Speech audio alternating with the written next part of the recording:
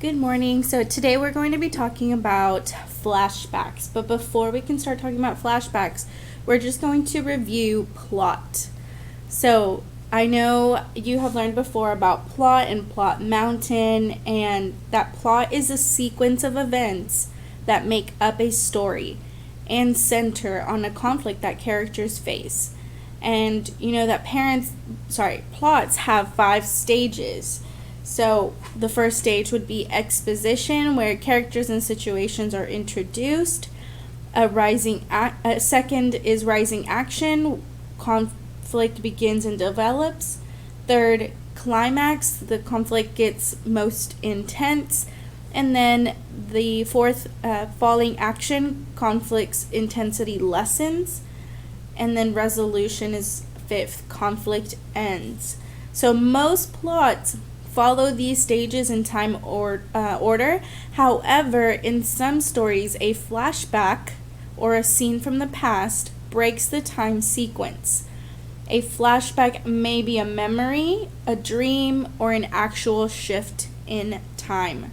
So that's what we're going to talk about today, flashbacks. All right, so right now we're going to be reading out of our textbook. And you're just going to be reading along with me in the video, okay? So the types of flashbacks we can see right here. The first one, memory. The example for memory flashback is no moon tonight, no moon ever again. As a boy on earth, the familiar face of the moon had comforted him, but here there was no moon, no guiding light in the night sky. So we can see that but here is a signal word in this flashback to signify that it is a memory.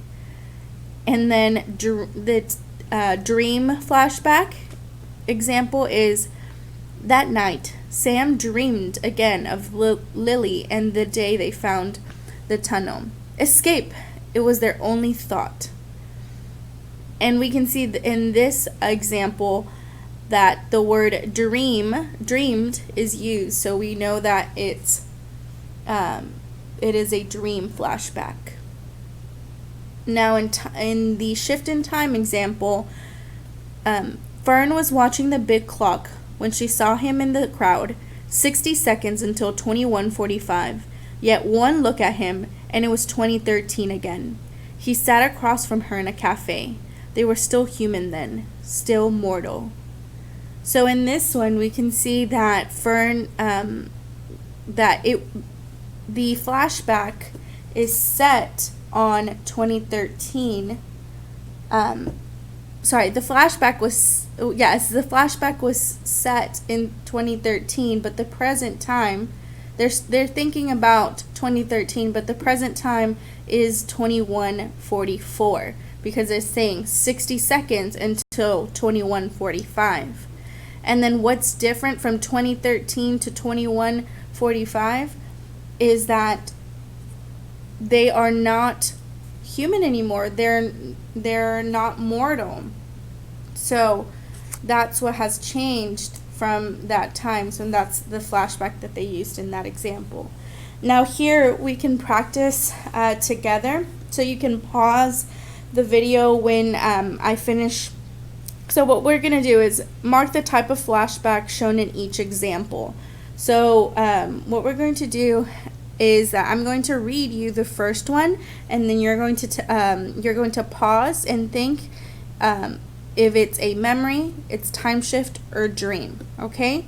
So we're just going to see. I'm going to read it to you. For a moment, she was in 2nd grade. Again, the new Martian who had only 2 eyes instead of the usual 3. So you can pause the video, think about it. What is it? Is it a memory, time shift, or dream? Okay, I'll give you a couple seconds.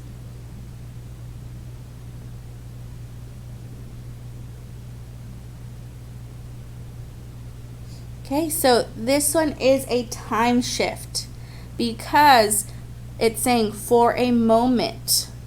For a moment, she was in 2nd grade again. So it is a time shift.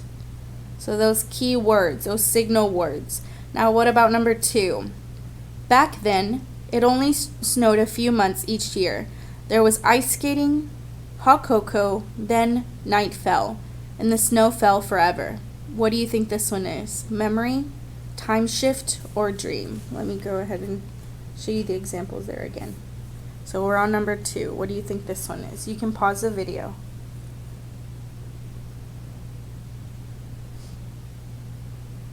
So this one is a memory. Memory because it's saying back then.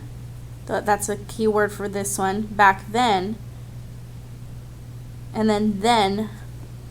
Okay, so that's a memory. Now let's look at number 3. He had been dreaming of his dog Tara again. He could smell the sun in her fur. What is this? A memory, time shift, or dream? This is a dream because we can see that keyword dreaming. Okay, so now let me go ahead and turn the page. And yesterday so this book or this story that we're going to be reading today is called The Sandcastle. So yesterday we did talk about making predictions and what we do when we first read a story. So before reading, we look at the title and illustrations, right? To see what and predict what this story could be about. So you can pause the video and just think and say, I predict that. So whatever your prediction is, just think about it. You don't have to write it. You can look at these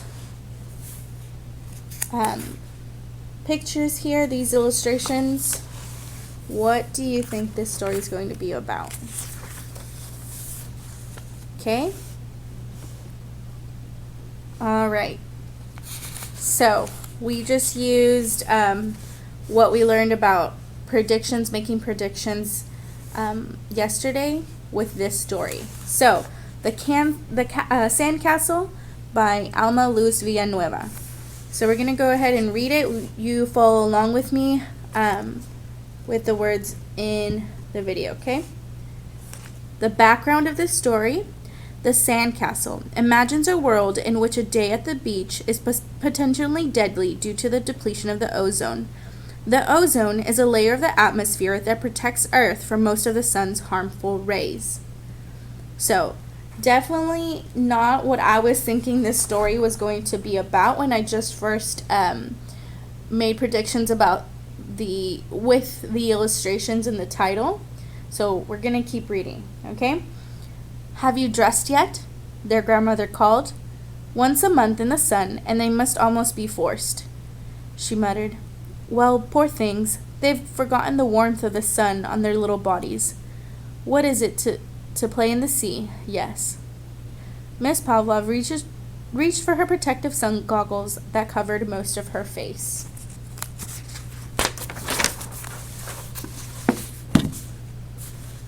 It screened all ultraviolet light from the once life-giving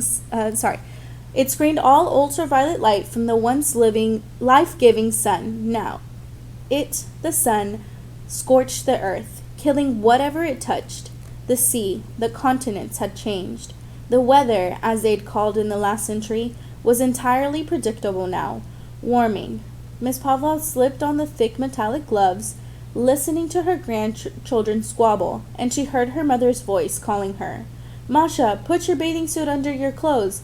It's so much easier that way without having to go to the bathhouse first. Hurry, father's waiting. She remembered the ride to the sea, the silence, when the first shimmers of warm water became visible. Her father had always been first into the chilly water. Good for the health. Good for the health, he'd yell as he dove into it, swimming as far as he could, then back. Then he'd lie exhausted on the sand, stretched to the sun. Such happiness to be warmed by the sun. Then the picnic. She could hear her mother's voice. "Stay to your knees, Masha, only to your knees," to herself. "She'd be a mermaid if I didn't watch," and she'd laugh. Masha would lie belly down, facing the sea, and let the last of the waves roll over her. She hadn't even been aware of the sun, only that she'd been warm, or, if a cloud covered it, cold. It was always there, the sun, its light, its warmth, but the sea, they traveled to it. So she'd given all of her attention to the beautiful sea. So we can already see in these couple of paragraphs that there is a lot of flashbacks, and some key words that we can see are, let's see, she heard her mother's voice, right? Because well, this can be a little tricky because she's not really hearing her voice. She's hearing her mother's voice in her memory, right? And because it clearly said here she was putting her metallic gloves on, listening to her grandchildren. So she heard her mother's voice in a memory. Now, and also the word here is another signal word. Remembered is a signal word. So now let's see, what question do we have right here? So when Masha was a child, why did the sea matter more to her than the sun did? What do you think about this question? Why did the sea matter more to her than the sun did? I think, so for me, I see that when Masha was a child, she saw the sea as something special. Not only because it was beautiful, but also because it was special in that her family went out of their way to travel to it. So the sun, on the other hand, was always there in the sky. So I feel like she took it for granted, right?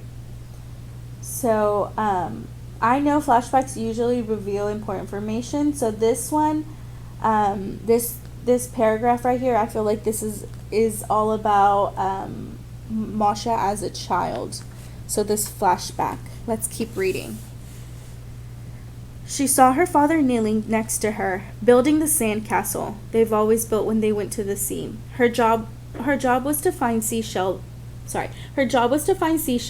bird feathers, and strips of seaweed to decorate it. How proud she felt as she placed her seashells where she chose, where they seemed most beautiful. Only then was the sand castle complete. She heard her father's voice. "The princess's castle is ready now for her prince. Come and look, Anna. What do you think?" She saw herself beaming with pride, and she heard her mother's laugh. "Fit for a queen, I'd say. Can I live in your castle too, Masha?" "Please, Princess Masha." "Of course, mother. You can live with me always."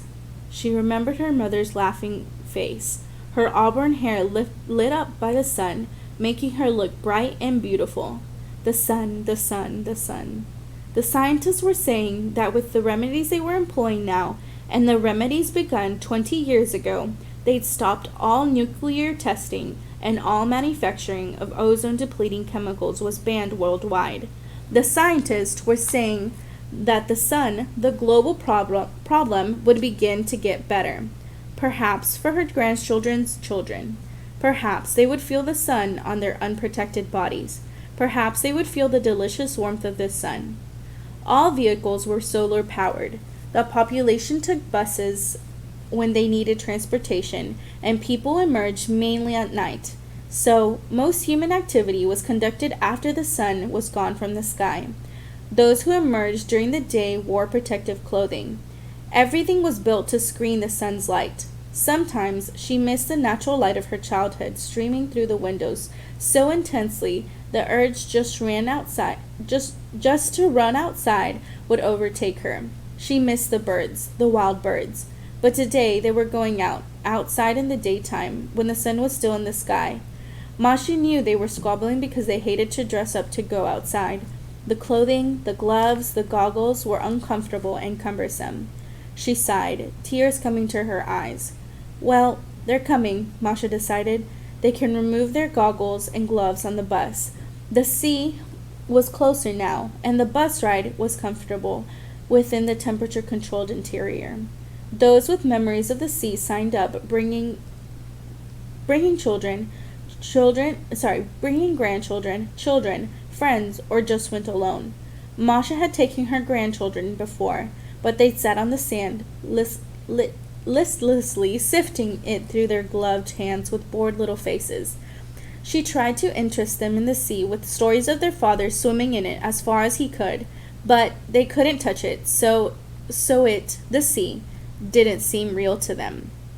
So we can see here that cumbersome means difficult to carry or wear because of heaviness and bulk, right?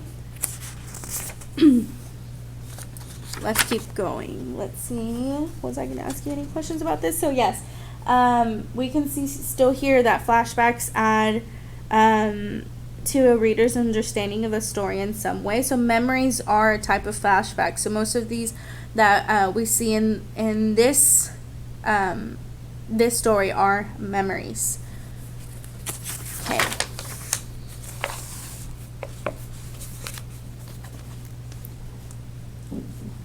Okay. What was it? A mass of undrinkable hostile water, hostile like the sun. They had taken no delight, no pleasure in the journey to the sea.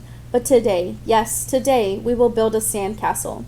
Masha smiled at her secret. She packed everything late last night to surprise him at the sea. Why haven't I thought of it before? Masha asked herself, and then she remembered the dream, months ago, of building a sand castle with her father at the sea. It made her want to weep because she'd forgotten. She'd actually forgotten one of the most joyful times of her girlhood, when the sea was still alive with life. Today we will build a sand castle. They trudged on the thick, dense sand towards the hiss of pale blue. Only the older people picked up their step, excited by the smell of salt in the air. Masha's grandchildren knew they'd be here for 2 hours, then trudge all the way back to the bus. The darkened goggles made the sunlight bearable. They hated this forlorn place where the sun had obviously drained the life out of everything. They were too young to express it, but they felt it as they walked, with bored effort, beside their grandmother. We're going to build a castle today. What do you think of that? Masha beamed, squinting to see their faces. What's a sand castle? The boy mumbled. You'll see, I'll show you. Is it fun, Grandma? The girl smiled, taking her grandmother's hand.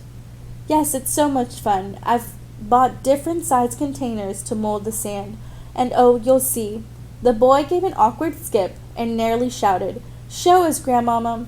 Show us what you mean. Masha laughed, sounding almost like a girl.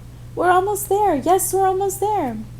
The first circle of sandy shapes was complete, and the children were so excited by what they were building they forgot about their protective gloves.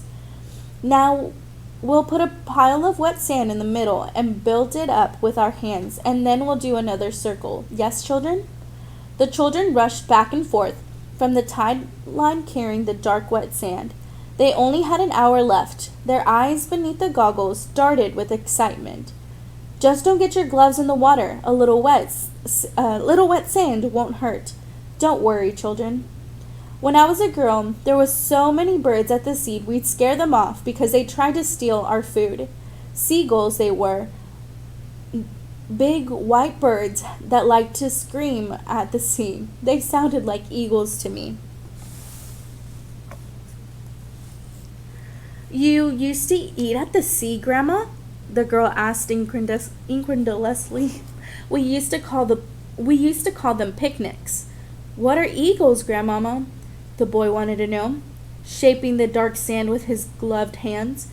They used to be one of the largest, most beautiful wild birds in the world. My grandfather pointed them out to me once.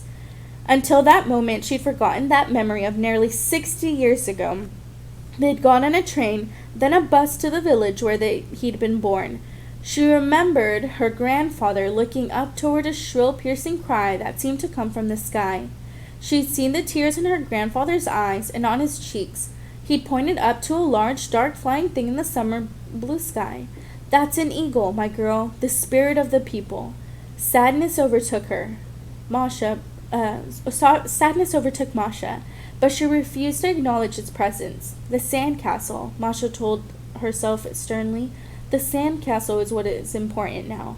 I brought a wonderful surprise, something to decorate the sandcastle with when we're through building it.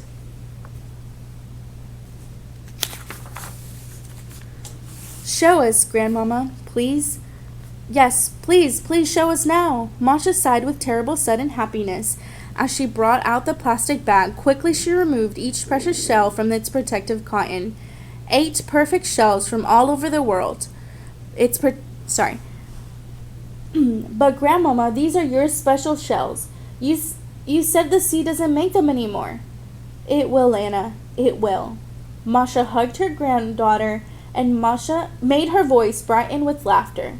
Today, we will decorate our sandcastle with the most beautiful shells in the world. Yes. Okay, so we're going to go ahead and skip to this part right here, and we can see that this book reminds us about flashbacks. So it says, a flashback is a break in time a flashback is a break in the time order of a plot that shows a scene from the past. Flashbacks may take the forms of memories, dreams, or actual shifts in time, like we talked about, right? And the signal words that may help readers know when a flashback begins and when it ends. So we can see here the flashback begins, and we can look for these signal words. Years ago, in the past, I remember, and we saw a lot of those in this text, right? So, and also verbs in the past tense, dates or references to characters' age. Okay, so, and then flashback ends, we can look for the signal words, the story's current time, the story's current time. So, it could be now, today, these days, when I woke up from my dream. So that's when the flashback may end. Okay, so now we're not going to worry about number 1, 2, or we're not going to worry about number 1 or 3 and 4. I want you to focus on number 2. Okay, so number 2. Let me see if I can zoom it in a little bit more. Okay. Oh, let me focus it quickly. Okay. So, number 2, only number 2 is what you're going to turn in for today's assignment, okay? Only number 2, this chart right here. You can either draw it on a piece of paper, you can just input your thoughts, your responses on, in Canvas, in the text entry box, okay, or upload your picture in the text entry box, okay, either one of those two. Now, we're going to look back at paragraphs 3 to 5, so the instructions say, reread the paragraphs from the story listed in the chart. Decide whether each passage contains a flashback or is set mainly in the story's present day. List details from each passage that support your response. So, we can go back to paragraphs 3 through 5, and then you're going to decide, if it's either a flashback or is it in present time. So when you just answer this part, just put flashback, or if you think it's present, say present, okay? So again, you can do this on either your own piece of paper at home, make this chart, or you can just type the answers, your responses, in Canvas in the text entry box. So both of those things you're going to submit in the text entry box. All right, and then with details, you're going to take a couple of words. You can either use the signal words. You can, if there are signal words in these passages that you know belongs to a flashback that you know helps you know that it's a flashback, you can just copy those from the passage, okay? So I'm going to go to paragraphs 3 through 5, and then you're going to be able to, you can pause the video, okay? Pause the video when I get to paragraphs 3 through 5, and then reread on your own, reread paragraphs 3 through 5. So let me make sure you are able to see it, okay? So, this is where paragraph 3 starts. Hold on.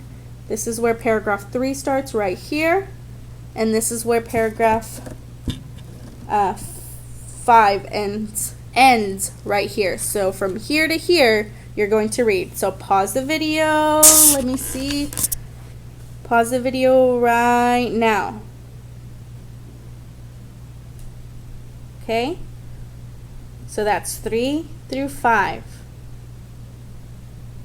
You reread it, okay? And then do your response to this chart. Let's go back to the chart, okay?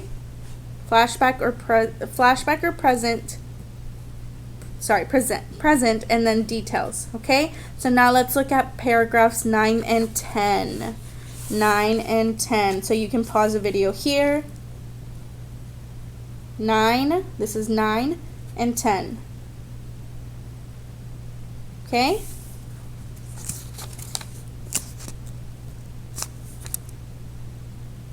Okay, and now let's do the last one. Paragraphs 28. Okay, you're doing the same thing. Let's go to 28. I think is a short one. Yeah. So 28 right here. It starts right here. So just this short little sentence. It's paragraph 28. Okay? Pause it right there. Okay? So again, you are going to turn in just this part. Just this table. Okay? Turn in that for your assignment. Just that entry box. Alright, I hope you'll have a fabulous Friday. Happy Patriot Day. And we'll see each other again on Monday. Okay? Have a great weekend.